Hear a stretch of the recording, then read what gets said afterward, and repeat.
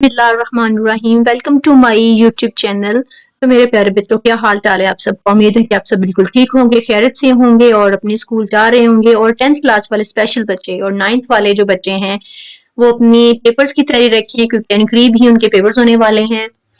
जी, हमारी last video में मैंने जो है वो सिमिली को डिस्कस किया था, और इस वीडियो में जो है वो आपके लिए दो से तीन जो है वो ग्रामर के ऐसे टॉपिक्स हैं जो कि आपके लिए बहुत ज्यादा अहम है। Without any time wasting, let's start our lecture. जी तो स्टूडेंट्स, यहाँ पर हमारा सेकंड टॉपिक है अलिट्रेशन। अब बेटे, अलिट्रेशन से क्या मुराद है? अलिट्रेशन से मुराद ये है कि repetition of the sound. Repetition of the words नहीं होता, रिपीटेशन ऑफ द साउंड्स होता है। कुछ ऐसे साउंड्स होते हैं जो कि एक ही लाइन में हर वर्ड के स्टार्टिंग पे आ रहे होते हैं। जैसे कि यहाँ पर हमारा उन्होंने सबसे पहले डेफिनेशन दी हुई है जी, the repetition of the same sounds और of the same kind of sound at the beginning of the words और इन स्ट्रेस्ड सिलेबल्स, कि जिन सिलेबल्स पर जोर दिया जाता है वो वाले अल्फाज या ऐसे अल्फाज जिनके स्टार्टिंग पे एक ही साउंड आ रहा होता है, उनको हम क्या कहते हैं? इलिट्रेशन कहते हैं। और सबसे इम्पोर्टेंट बात इसमें ये है कि आपकी जो इलिट्रेशन और आपकी सिमिली है वो आपकी फिगर ऑफ स्पीच होते हैं, और बहुत सारे फिगर ऑफ स्पीच हैं जो कि वन बाय वन आपके साथ में डिस्कस करती रहूंगी इंशाल्लाह। तो यहाँ पर हमारा इलिट्रेशन और सिमिली जो है वो बेटे फिगर ऑफ स्पीच होते हैं। फिगर ऑफ स्पीच बेटे क्या होते हैं? जैसे हमारे पार्ट्स ऑफ स्पीच होते हैं, हमारे ये लैंग्वेज का एक हिस्सा होते हैं। हमारी जो है वो जो भी हम बोलते हैं, जो भी हम काम करते हैं, वो भी हमारे पार्ट्स ऑफ स्पीच है। ऐसे ही हमारे ये जो होते हैं जी फिगर ऑफ स्पीच होते हैं। बेटे फिगर ऑफ स्पीच जो होते हैं ना, वो पोइम्स में यूज किए जाते हैं। जो राइटर्स होते हैं ना, जो पोइम्स लिखते हैं, वो अक्सर इनको यूज करते हैं अपनी पोइम की खूबसूरती को बढ़ाने के लिए, अपनी जो है वो पढ़ने वाले रीडर की अट्रैक्शन को जो है ना वो अपनी तरफ मतवजा करने के लिए, उनके अटेंशन लेने के लिए ये फिगर ऑफ स्पीच वो इस्तेमाल करते हैं। लाइक मेटाफर है, लाइक जो है वो ये पर्सोनिफिकेशन है, अलिट्रेशन है, फिर सिमिली है। तो बेटे ये वाली ऐसी सारी चीजें होती है, हाइपरबोल है। तो बेटे ये वो वाले जो है ना, मैंने आपको टाइप्स बताई हैं फिगर ऑफ स्पीच की, जो कि अक्सर पोएम में आपको नजर आएंगी। इंशाल्लाह वो भी मैं आपके साथ डिस्कस करूंगी। एक अलग से जो है वो आपके लिए वीडियो बनाऊंगी, ताकि एमसीक्यूज में आपको किसी भी तरह की कोई भी परेशानी का सामना ना करना पड़े। तो बेटे यहाँ पर अगर हम बात करें अलिट्रेशन की, तो अलिट्रेशन क्या होता है जी? रिपीटिशन ऑफ द साउंड होता है। ठीक है, एक जो साउंड का बार बार एक ही लाइन में आना, उसको हम कहते हैं अलिट्रेशन कहते हैं। तो यहाँ पर जो एग्जांपल में है, she sells sea shells by the sea shore. ठीक है, अब यहाँ पे देखें कि स की आवाज जो है ना, वो हर वर्ड के स्टार्टिंग पे आपको स की आवाज आ रही है।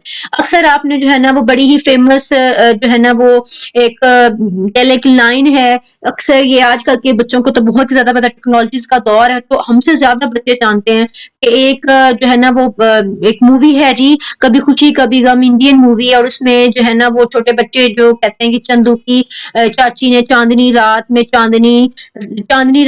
चांदी के चम्मच से चांदी जो है वो चटनी चटाई। इस तरह का जो है ना वो एक है। अगर मैं गलत बोल गई हूँ तो कमेंट बॉक्स में मुझे बताइएगा कि मैंने सही बोला या गलत बोला। तो ये जो हमारे क्या जी अलिट्रेशन होती है, रिपीटेशन ऑफ द साउंड होती है, कि एक आपने पूरी लाइन बोली और उस लाइन में हर वर्ड में जो है ना वो एक ही साउंड के आना। अक्सर जो है प्रोग्राम्स लगते हैं, उनमें भी जो है ना वो ये अलिट्रेशन वाले कुछ ऐसे लाइंस हैं जो कि बुलवा के जो है ना वो कहते हैं कि जी आप बोले, आप बोल सकते हैं कि नहीं बोल सकते। तो आई होप कि आपको अलिट्रेशन की किस तरीके से समझ आई होगी। अब उन्होंने नीचे कहा है कि ये पोइम पढ़े और इसमें से बताएं कि लिटरेशन जो है ना वो कहाँ पर आपको नजर आ रही है। तो मैंने यहाँ पर इनको फिलअप कर दिया है, इनको आप पढ़े और मुझे कमेंट बॉक्स में लाजमी बताइएगा कि आपको इनकी समझ आई कि नहीं आई। उम्मीद है कि आपको समझ इंशाल्लाह आई होगी। बढ़ते हैं हमारे नेक्स्ट टॉपिक की तरफ। जी तो बच्चों, हमारा नेक्स्ट टॉपिक है जी पर्सनल प्रोनाउंस। अब पर्सनल प्रोनाउंस करने से पहले आपको प्रोनाउंस का पता होना चाहिए कि प्रोनाउंस क्या होते हैं। तो बेसिकली बेटी प्रोनाउंस क्या होते हैं? ये कुछ अल्फाज होते हैं इस सूरत में, he, she, it, I, we, you, they की सूरत में, जो कि नाउन की जगह पर इस्तेमाल होते हैं। नाउन की जगह पर क्यों इस्तेमाल होते हैं? कि अगर आप कोई पैराग्राफ लिखते हैं, कोई भी स्टोरी लिखते हैं, कोई भी एक ऐसे लिखते हैं, ठीक है, कोई भी जो है ना डायलॉग वगैरह कुछ भी आप लिखते हो, तो उसमें बार बार जो एक नेम होता है ना, वो बार बार आना जब आता है, आप लिखते हो तो वो कुछ ऑकवर्ड सा लगता है कि एक नाम बार बार आप नाम को जो है ना वो लिख रहे हैं। इस वजह से नाउन की रिपीटेशन को खत्म करने के लिए प्रोनाउन आया। तो प्रोनाउन क्या करते हैं कि अगर आपने कायदे आजम पर पैराग्राफ लिख रहे हैं तो आप सबसे पहले कायदे आजम का नाम मेंशन करेंगे। कायदे आजम का नाम मेंशन करने के बाद आप जो है वो उस कायदे आजम के नेम को बार बार आप रिपीट नहीं करेंगे, आप उसकी जगह पे ही का इस्तेमाल करेंगे, आप उसकी जगह पे प्रोनाउन का इस्तेमाल करेंगे। ठीक है, तो ये जो होता है हमारा प्रोनाउन। अब पर्सनल प्रोनाउन क्या होता है, ये जी हमारे प्रोनाउन की एक टाइप होती है। ठीक है, उस टाइप में आपके सामने स्क्रीन पे एक जी पिक्चर शो हो रही है, ठीक है, जो कि आपकी बुक से ली गई है। यहाँ पर उन्होंने बताया हुआ जी पर्सनल प्रोनाउन बेटे क्या होता है।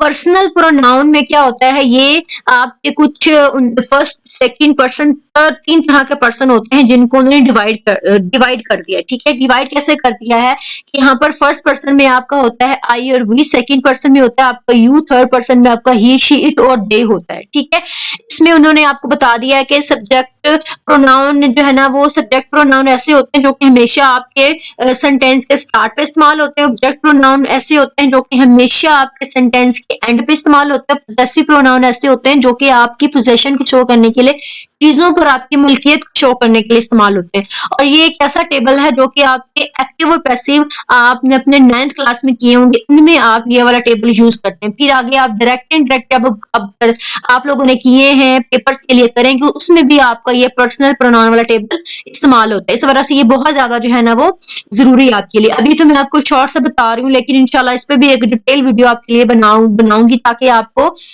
इनकी अच्छे से समझ आए और आप अपने एमसीक्यूज बहुत अच्छे तरीके से कर सके, क्योंकि यही वाले ऐसे टॉपिक्स हैं जो कि आगे आपके फर्स्ट ईयर और सेकंड ईयर में भी काम आते हैं। एमसीक्यूज मोस्टली जो 9th 10th और फर्स्ट ईयर सेकंड ईयर के जो एमसीक्यूज होते हैं ना वो मोस्टली इन यही वाली ग्रामर होते हैं जो बार बार रिपीट हो रहे होते हैं।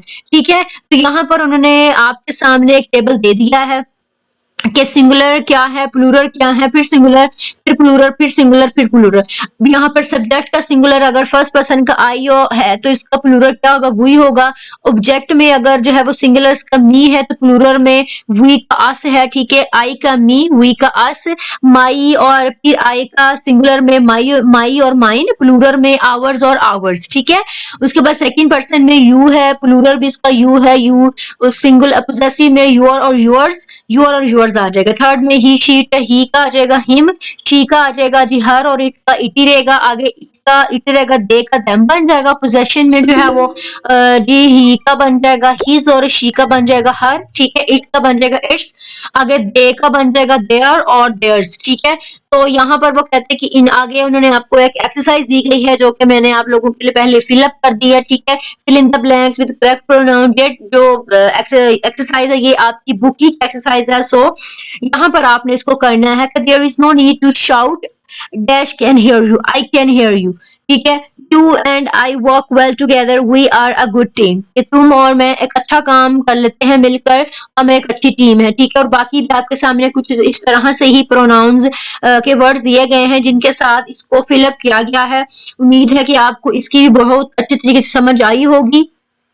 सो without any time wasting moving to our next topic.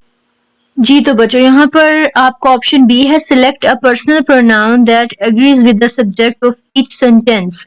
अब यहाँ पर बेटे उन्होंने कहा है कि पर्सनल प्रोनाउन को आप सिलेक्ट करें जो कि हर सेंटेंस के साथ एग्री करता है, जहाँ पर मैच होता है।